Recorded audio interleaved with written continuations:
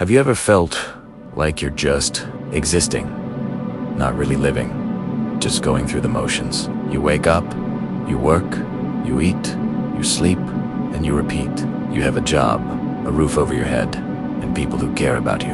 On paper, everything looks fine, but inside, there's a quiet emptiness, a feeling that something crucial is missing. If you've ever felt lost in the middle of your own life, stuck in a routine that feels more like a cage than a path, then this story is for you. It's for anyone who's mentally tired, silently battling the pressure to have it all figured out, and wondering, is this all there is? This is the story of Alex. Alex wasn't struggling with poverty or unemployment. By all accounts, he was doing well. He had a stable job as a graphic designer, a small but comfortable apartment in the city, and a close circle of friends. He was the person everyone thought was reliable, the one who had his life together. But every morning, when the alarm went off, a heavy weight settled in his chest. His commute felt like a journey on a treadmill, moving but going nowhere.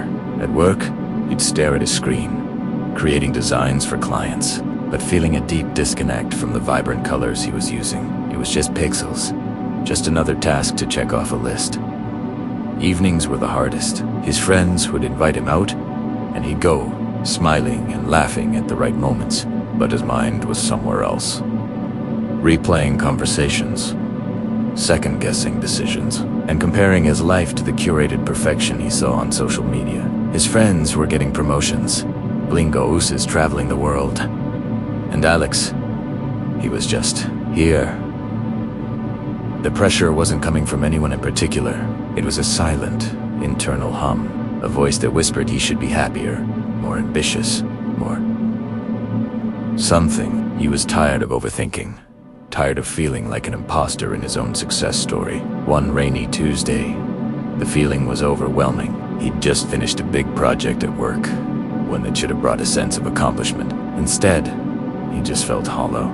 He left the office, and instead of heading home, he started walking with no destination in mind. The city lights blurred through the rain on the pavement. He found himself standing in front of a small, old bookstore he'd passed 1,000 times but never entered. On an impulse, he went inside. The air smelled of old paper and dust. He wasn't looking for anything, but a thin book with a simple blue cover caught his eye.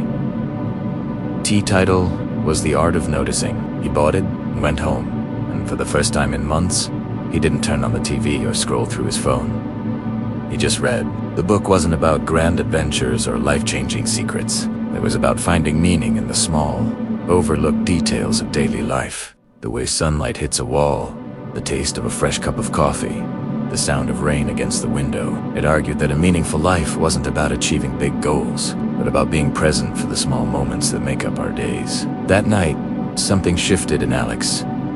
It wasn't a lightning bolt, but a quiet dawn. He realized he had been so focused on the destination, that imaginary place of perfect happiness and success, that he had completely missed the journey. He was so busy comparing his path to others that he forgot to look at the ground beneath his own feet. The next morning, Alex did something different. He woke up a little earlier, not to work, but to simply sit by his window with a cup of tea. He noticed the soft morning light. On his way to work, he put his phone away and just watched the city wake up.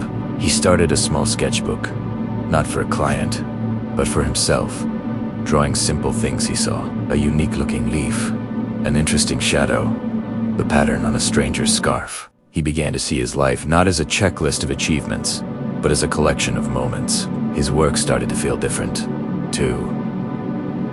He wasn't just arranging pixels, he was crafting a visual experience. The joy wasn't in the completion, but in the creation itself.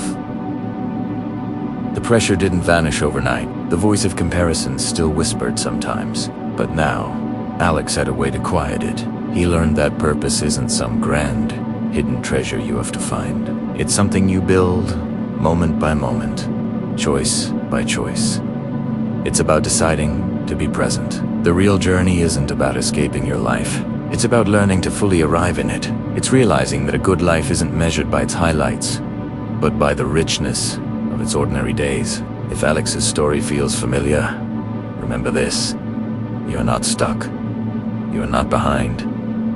You're exactly where you need to be. The feeling of being lost is often the first step toward finding a new path, one that is truly your own. Maybe the purpose you're searching for isn't out there somewhere in the future. Maybe it's right here, in T's moment, waiting for you to simply notice. Take a deep breath. Look around. What is one small, simple thing you can appreciate right now? Start there. Your journey back to yourself begins with that one small act of paying attention. Thank you for listening. If this story resonated with you, consider sharing it with someone who might need to hear it. Follow for more stories that help us navigate life together.